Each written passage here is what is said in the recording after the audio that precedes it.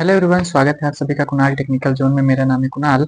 आज हम मैथ के एक बहुत ही इंपॉर्टेंट टॉपिक के बारे में बात करने वाले हैं, जिसका नाम है चतुर्भुज यानी क्वाड्रिलेटरल। ये लगभग हर एक क्लास में आता है और इससे रिलेटेड टॉपिक भी हर एक क्लास में पूछे जाते हैं, जैसे कि इसके कई सारे टाइप्स हर एक क्लास में होते हैं। तो उसके बारे में हम समझने वाले हैं और समझेंगे कि क्वाड्रिलेटरल होता क्या है, इसमें क्या क्या गुण होते हैं और इसके टाइप्स क्या क्या होते हैं, उनके क्या क्या गुण होते हैं, डिटेल में समझने वाले हैं। तो बने रहिए वीडियो के अंत तक। चलिए शुरू करते हैं। तो सबसे पहला है हमारा चतुर्भुज। चतुर्भुज यानी क्वाड्रिलेटरल होता है, ठीक है। चतुर्भुज का मतलब होता है क्वाड्रिलेटरल। क्या है इसकी डिफिनीशन? चार भुजाओं, चार कोणों और चार शीर्षों वाला कोई भी बंद बहुभुज चतुर्भुज कहलाता है। बहुभुज का मतलब क्या होता है? जिसकी बहुत सी भुजाएं हो, एक ऐसी आकृति जिसकी एक या एक से ज्यादा भुजाओं वाली आकृति को हम बहुभुज कहते हैं। तो ऐसा बहुभुज जिसमें चार भुजाएं हो, चार कोण हो, चार शीर्ष हो, शीर्ष यानी वर्टाइसेस, उसे हम कहेंगे चतुर्भुज, ठीक है। जैसे कि यहाँ पास एक आकृति दी गई है, इसमें देखिए कि इसमें क्या है, चार भुजाएं हैं। कौन कौन सी चार भुजाएं हैं? इसमें चार भुजाएं हैं, एक ये है, एक ये है, एक ये है, एक ये है। भुजाएं कौन कौन सी हैं हमारे पास? तो भुजाएं हैं हमारे पास A B, B C, C D और ए डी। ये क्या है? चार भुजाएं हैं, A B, B C, C D, A D. ये सारी क्या है? इस चतुर्भुज की भुजाएं हैं यानी साइड्स हैं, ठीक है। फिर क्या लिखा है? चार कोण। चार कोण भी है इसमें, एक ये, एक ये, एक ये, एक ये। कोण कौन कौन से हैं? कोण है हमारे पास angle A, angle B, angle C और एंगल डी। ये चार कोण है हमारे पास, ठीक है। तो चार भुजाएं हैं इस आकृति में, चार कोण भी हैं और क्या लिखा है? चार शीर्ष। एक शीर्ष इन्हें कहते हैं, ये कोने जो होते हैं ना, इन्हें हम शीर्ष कहते हैं। तो एक, दो, तीन, चार। कौन कौन से शीर्ष हैं? शीर्ष हैं हमारे पास, शीर्ष हैं कौन कौन से शीर्ष हैं? शीर्ष हैं ए, बी, सी, डी। ये चार शीर्ष हैं। तो ये एक बहुभुज है जिसमें चार भुजाएं हैं, A B, B C, A C, C, A B, B C, C D, C D और ए डी, ठीक है। ये चार भुजाएं हैं इस आकृति में, साथ में चार कोण भी हैं, ए बी सी डी। ये चार कोण है यहाँ पास बन रहे हैं हमारे पास, ठीक है। और चार शीर्ष भी हैं, ए बी सी डी, ठीक है। तो ये एक ऐसा बहुभुज है जिसमें चार कोण हैं, चार भुजाएं हैं और चार शीर्ष हैं। इसका मतलब कि ये क्या है? हमारा चतुर्भुज है। चतुर्भुज की सारी कंडीशन इसमें फॉलो हो रही हैं, तो ये क्या है? चतुर्भुज है। अब हम चतुर्भुज समझ चुके हैं। साथ में हमारे पास क्या लिखा है? विकर्ण। विकर्ण यानी क्या होता है? विकर्ण की परिभाषा लिखी हुई, कोई भी रेखाखंड जो किसी बहुभुज के दो असंगत शीर्षों को जोड़ता है, ठीक है। मीन्स कि एक ऐसा बहुभुज, एक बहुभुज में जब कोई रेखाखंड दो शीर्षों को जोड़े, ठीक है। देखिए यहाँ पास एक रेखाखंड खींची हुई है जो कि बी और डी को जोड़ रही है, ठीक है। इसी प्रकार से एक ये रेखाखंड खींची हुई है जो कि ए और सी को जोड़ रही है, ठीक है। तो ऐसी रेखाखंड जो दो शीर्षों को जोड़ती है उसे हम क्या कहते हैं? विकर्ण कहते हैं। तो चतुर्भुज में कितने विकर्ण हो सकते हैं? मैक्सिमम दो विकर्ण हो सकते हैं। और यहाँ पास विकर्ण कौन कौन से हैं? यहाँ पास विकर्ण है हमारे पास ए सी और बी डी। AC और BD जो है, ये दो क्या है हमारे पास? विकर्ण है, जो कि चतुर्भुज में होते हैं। चतुर्भुज में मैक्सिमम दो ही विकर्ण हो सकते हैं, उससे ज्यादा नहीं होते, ठीक है। तो ये होता है हमारा विकर्ण। विकर्ण की परिभाषा हम समझ चुके हैं। अब एक चीज होती है चतुर्भुज में, कोण योग गुण। कोण योग गुण धर्म, ये क्या होता है? कोण योग एंगल सम प्रॉपर्टी होती है एक कोण योग गुण।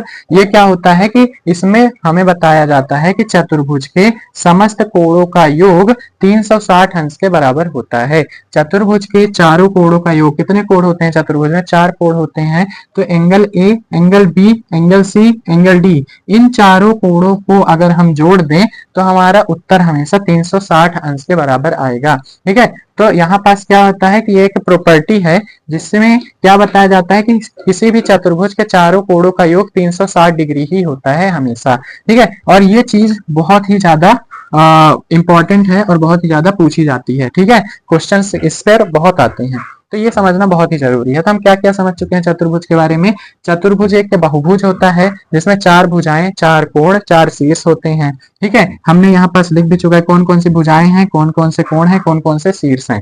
ठीक है, फिर दूसरी चीज हमने समझी विकर्ण क्या होते हैं। एक ऐसी रेखाखंड जो दो शीर्षों को जोड़ती है, शीर्ष बी शीर्ष डी को एक रेखाखंड जोड़ रही है डी डी, तो ये क्या होगी, विकर्ण होगी। इसी तरह सी और ए शीर्ष को जोड़ रही है ए सी, तो ये क्या होगी, एक विकर्ण होगी। तो इसमें दो विकर्ण होते हैं। हमने ये समझा कि चतुर्भुज में हमेशा दो विकर्ण ही होते हैं। ठीक है, फिर कोण योग गुणधर्म हमने समझा। क्या होता है कोण योग गुणधर्म, जिसमें कि चतुर्भुज के चारों कोणों का योग 360 अंश के बराबर होता है। ठीक है, तो ये था हमारे चतुर्भुज के बारे में। अब हम समझेंगे कि चतुर्भुज के कितने प्रकार होते हैं, तो चलिए उस पर मूव करते हैं। तो अब हम बात करने वाले हैं सबसे पहले टाइप की चतुर्भुज का। सबसे पहला जो प्रकार है वो कौन सा है, आयत। आयत क्या होता है, आयत को हम इंग्लिश में रेक्टेंगल कहते हैं। ये रेक्टेंगल क्या होता है, इसमें विपरीत भुजाएं बराबर व समांतर होती हैं। रेक्टेंगल जो होता है वो एक ऐसा चतुर्भुज है जिसकी विपरीत भुजाएं बराबर होती हैं। जैसे कि ए बी जो है, इसके विपरीत भुजा कौन सी है, सी डी। ये दोनों आपस में बराबर होंगी, जितनी ए बी होगी उतनी ही सी डी भी होगी। अगर मान लीजिए ए बी 3 सेंटीमीटर है तो सी डी भी 3 सेंटीमीटर होगी। ठीक है, ये विपरीत भुजाएं बराबर होंगी। इसी प्रकार से ए डी जो है वो किसके बराबर होगी, ए डी बी सी के बराबर होगी। ठीक है, तो ये विपरीत भुजाएं हैं जो कि आपस में बराबर होती हैं, साथ ही साथ बराबर व समांतर होती हैं। समांतर भी होती हैं, जैसे कि ए बी जो है वो समांतर होगी सी डी के। इसी प्रकार से ए डी जो है उसके समांतर होगी बी सी।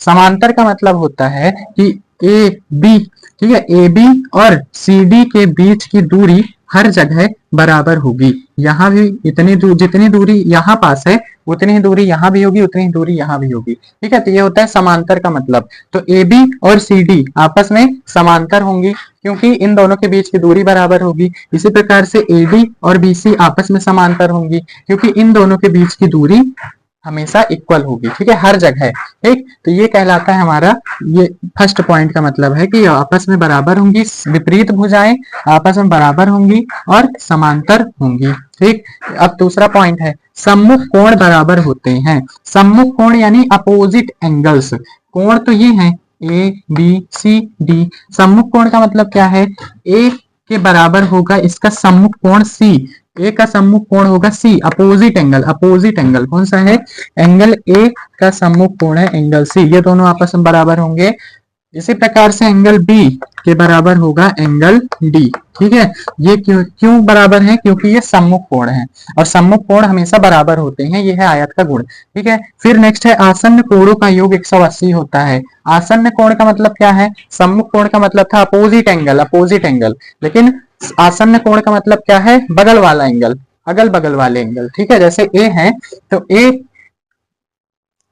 ए जो है, ए का आसन्न कोण डी हो सकता है, तो डी के एंगल ए और डी का योग कितना होगा, 180 के बराबर होगा क्योंकि ये दोनों आसन्न कोण है। इन दोनों का योग 180 अंश के बराबर होता है। ठीक है, इसी तरह से हम लिख सकते हैं angle B plus angle C बराबर 180, ये भी लिख सकते हैं। या तो हम angle C plus angle D ये भी लिख सकते हैं, angle C plus angle D बराबर 180। इसी प्रकार से हम और क्या लिख सकते हैं, बी और A, angle A plus angle B बराबर 180। ठीक है, ये होता है आसन्न कोण। तो आयत में क्या होता है कि आसन्न कोणों का योग 180 अंश के बराबर होता है। ठीक, फिर नेक्स्ट पॉइंट क्या है, नेक्स्ट पॉइंट है विकर्ण समान लंबाई के होते हैं। विकर्ण क्या है यहाँ पास, ए सी और बी डी। ए सी और बी डी ये दो विकर्ण हैं। ये जितनी लंबाई ए सी की होगी उतनी ही लंबाई बी डी की होगी, दोनों सेम लेंथ के होंगे। ए सी बराबर बी डी होगा। ठीक है, तो ये इतनी प्रॉपर्टीज होती है आयत में। दो और हैं तो वो मैं अब इसको मिटा करके लिखने वाला हूँ। तो आयत के बारे में जो नेक्स्ट पॉइंट है हमारा वो क्या है, विकर्ण समद्विभाजित करते हैं। हमने अभी समझा कि इसके कौन कौन से विकर्ण हैं, एसी है और बीडी है। एसी और बीडी जो है समान लंबाई के होते हैं, ये गुण था एक। दूसरा गुण क्या है, विकर्ण समद्विभाजित करते हैं। मान लेते हैं कि ये विकर्ण एक दूसरे को ओ बिंदु पर काट रहे हैं। ठीक है, तो ये क्या करेंगे, एक दूसरे को दो भागों में विभाजित कर देंगे। जैसे कि ओ ए जो बीडी है उसको क्या कर देंगे, ओ बी और OD में कन्वर्ट कर देंगे। इसी प्रकार से AC को OA और OC में डिवाइड कर देंगे। ठीक है, तो ये जो विकर्ण है ये क्या करते हैं, समद्विभाजित कर देते हैं। ठीक है, एक दूसरे को विभाजित कर देते हैं, जहां पास गिरते हैं ये उसको तोड़ देते हैं दो टुकड़ों में। ठीक है, तो ये हो गया समद्विभाजन का मतलब। सभी कोण 90 अंश के होते हैं, इस आयत में सभी कोण जो होते हैं 90-90 अंश के होते हैं, चारों कोण। और क्या होता है, इसका अगर हम क्षेत्रफल निकालें तो इस आयत का क्षेत्रफल का एक सूत्र होता है निकालने का, क्या होता है, लंबाई गुणे चौड़ाई। ये एक सूत्र होता है क्षेत्रफल निकालने का आयत के। और अगर हमें निकालना हो परिमाप, तो इसका परिमाप निकालने का सूत्र होता है 2 गुणे लंबाई प्लस चौड़ाई। ठीक है, ये होता है हमारे पास आयत के क्षेत्रफल और परिमाप निकालने का। लंबाई क्या होती है, इसे कहते हैं हम लंबाई, इंग्लिश में कहते हैं लेंथ, और इसे कहते हैं हम चौड़ाई, जो कि होती है ब्रेड्थ। ठीक है, तो लंबाई, अगर हमें क्षेत्रफल निकालना है तो लंबाई गुणे चौड़ाई कर देंगे, और अगर परिमाप निकालना है इसका तो हम क्या कर देंगे, 2 गुणे लंबाई प्लस चौड़ाई। ठीक है, तो इतना था हमारा आयत के बारे में। अब हम बात करने वाले हैं अपने नेक्स्ट टाइप ऑफ क्वाड्रिलेटरल की, जो कि है वर्ग। वर्ग यानी स्क्वायर, स्क्वायर के बारे में बात करने वाले हैं। सबसे पहला पॉइंट है कि सभी भुजाएं बराबर होती हैं। ये जो वर्ग है, इसकी अगर हम परिभाषा की बात करें तो क्या लिख सकते हैं, ये भी एक तरह का आयत ही है, बस ये एक ऐसा आयत है जिसकी चारों भुजाएं समान होती हैं। तो इसकी परिभाषा हम क्या लिख सकते हैं कि एक ऐसा आयत जिसकी सभी भुजाएं बराबर हों, उसे हम क्या कहेंगे, वर्ग कहेंगे। आयत में क्या होता था कि इसकी लंबाई अलग और चौड़ाई अलग होती थी, लेकिन वर्ग में सारी भुजाएं बराबर होती हैं। ठीक है, जैसे कि ए बी जो है बीसी के बराबर होगी, बीसी सीडी के बराबर, सीडी एडी के बराबर, चारों एक दूसरे के बराबर होंगी। अगर ये 3 है, ये भी 3 होगी, ये भी 3 होगी, ये भी 3 होगी। ठीक है, तो चारों भुजाएं एक बराबर होंगी। फिर नेक्स्ट पॉइंट है विपरीत भुजाएं समांतर होती हैं। मीन्स कि ये इसके विपरीत वाली भुजा, ये दोनों आपस में बराबर होंगी, और ये इसके विपरीत वाली भुजा आपस में समांतर होंगी। ए बी जो है वो डीसी के समांतर होगा, ए बी समांतर है डीसी के। इसी प्रकार से एडी जो है बीसी के समांतर होगा, एडी बीसी जो है एडी के समांतर होगा। एक ही बात है, चाहे हम एडी समांतर बीसी बोले या बीसी समांतर एडी बोले, बात एक ही है। समांतर का मतलब मैं बता चुका हूं, क्या होता है समांतर का मतलब, कि अगर मान लेते हैं कि एबी जो है सीडी के समांतर है, इसका मतलब कि इन दोनों के बीच की दूरी हर पॉइंट पर इक्वल ही होगी, बराबर होगी। जितनी दूरी यहाँ है उतनी दूरी यहाँ भी होगी, उतनी दूरी यहाँ भी होगी, उतनी दूरी यहाँ भी होगी। इसी प्रकार से एडी जो है बीसी के समांतर है, इसका मतलब कि इन दोनों के बीच की जो दूरी है वो हर पॉइंट पर इक्वल होगी। ये होता है समांतर का मतलब। फिर नेक्स्ट है विकर्ण समान लंबाई के होते हैं। ये जो विकर्ण है हमारे एसी और बीडी, ये क्या होते हैं, सेम लेंथ के होते हैं। जैसे मान लेते हैं कि एसी जो है 3 सेंटीमीटर का विकर्ण है, तो इसी प्रकार से बीडी भी 3 सेंटीमीटर का ही होगा, इक्वल होंगे दोनों। तो हमने क्या लिख दिया, एसी बराबर बीडी। फिर ये क्या करते हैं, विकर्ण एक दूसरे को समद्विभाजित करते हैं, 2 भागों में तोड़ देते हैं। तो जैसे कि यहाँ पास से ये बीसी और एडी जो है, एसी और बीडी विकर्ण, ये ओ बिंदु पर एक दूसरे को काट रहे हैं। ठीक है, एक दूसरे को 2 भागों में विभाजित कर रहे हैं। कैसे, बीडी यहाँ पास टकराने के बाद ओबी और ओडी में टूट गया, ओबी और ओडी में टूट गया। इसी प्रकार से एसी यहाँ टकराने के बाद ओए और ओसी में टूट गया, तो ये दोनों आपस में बराबर होंगे। समद्विभाजन का मतलब होता है ये। ठीक है, अब नेक्स्ट पॉइंट है हमारे कि अगर हमें इस वर्ग का क्षेत्रफल निकालना है, कैसे निकालेंगे हम, क्षेत्रफल निकालने के लिए एक सूत्र होता है भुजा गुणे भुजा। तो हमारे पास ये भुजा दी जाएगी, जैसे कि ये भुजा दी है 3, तो 3 गुणे 3 कर देंगे तो हमारा वर्ग का क्षेत्रफल निकल के आ जाएगा। लेकिन अगर हमें परिमाप निकालना है इसका, परिमाप कैसे निकालेंगे, 4 इंटू एक भुजा की लंबाई, 4 इंटू एक भुजा की लंबाई। ठीक है, 4 इंटू 3 कर देंगे। जैसे मान लेते हैं एक भुजा की लंबाई कितनी है, 3 है, तो 4 इंटू 3 कर देंगे तो हमारा परिमाप निकल के आ जाएगा। ठीक, तो ये होता है हमारा वर्ग का परिमाप और क्षेत्रफल निकालने का सूत्र और परिमाप के गुण। अब हम बात करते हैं अपने थर्ड टाइप ऑफ क्वाड्रिलेटरल की, क्या है वो थर्ड टाइप। तो अब हम बात करने वाले अपने नेक्स्ट टाइप ऑफ क्वाड्रिलेटरल की, अगले प्रकार की चतुर्भुज के, जिसका नाम है समांतर चतुर्भुज, जिसको हम कहते हैं इंग्लिश में पैरेलेलोग्राम। ठीक है, तो समांतर चतुर्भुज क्या होता है, सम्मुख भुजाएं बराबर होती हैं इसकी। इसकी जो सम्मुख भुजाएं हैं, जैसे कि ए बी जो है वो बराबर होगा सी डी के, उसी प्रकार से बी सी जो है वो बराबर होगा ए डी के। ठीक है, सम्मुख भुजाएं क्या होती हैं, बराबर होती हैं, अपोजिट साइड्स इक्वल होती हैं। और इसके अपोजिट साइड सम्मुख भुजाएं समांतर भी होती हैं। ए बी जो है पैरेलल होगी सी डी के, और बी सी जो है वो पैरेलल होगी ए डी के। तो समांतर भी होती हैं, साथ में इक्वल भी होती हैं। फिर सम्मुख कोण बराबर होते हैं, जैसे एंगल ए है, एंगल ए के सम्मुख कौन सा कोण है, एंगल सी। सम्मुख मतलब अपोजिट, तो एंगल ए के अपोजिट एंगल सी है। इसी प्रकार से एंगल बी के सम्मुख कौन सा कोण है, एंगल डी। ये दोनों आपस में बराबर होते हैं। ठीक है, सम्मुख कोण बराबर होते हैं। आसन्न कोणों का योग 180 अंश होता है। आसन्न मीन्स अगल बगल वाले, तो जैसे ए है तो ए के अगल बगल में कौन है, मान लेते हैं एंगल डी है, तो इन दोनों का योग 180 होगा। इसी प्रकार से डी के अगल में कौन सा कोण है, सी है, तो 180 होगा इन दोनों का योग। इसी प्रकार से सी के बगल में कौन सा है, एंगल बी है, इन दोनों का योग 180 होगा। इसी प्रकार से बी के बगल में कौन सा है, ए है, तो इन दोनों का योग, इन दोनों का जो योग होगा वो कितना होगा, 180 अंश के बराबर होगा। ठीक है, तो ये कहलाते हैं आसन्न कोण, अगल बगल वाले कोण। जैसे ये है तो इसके बगल में ये है या तो ये है, तो इन दोनों का योग 180 होगा, इन दोनों का योग 180 होगा। ठीक है, आसन्न कोण कहलाते हैं। विकर्ण समद्विभाजित करते हैं। ठीक है, ओ ए बराबर ओ सी, जैसे मान लेते हैं ओ पर विभाजित, ओ पर इंटरसेक्ट कर रहे हैं, तो ओ ए बराबर ओ सी, ओ बी बराबर ओ डी हो जाएगा। ठीक है, तो ये हो जाता है समद्विभाजन का मतलब। अब एक चीज और है इसमें कि अगर हमें इसका क्षेत्रफल और परिमाप निकालना हो, ये तो ठीक है कि हमारा पिछले वाला ही चल रहा है, सेम है। ठीक है, लेकिन अगर हमें इसका क्या निकालना हो, इसका अगर हमें परिमाप निकालना हो तो कैसे सूत्र लगेगा।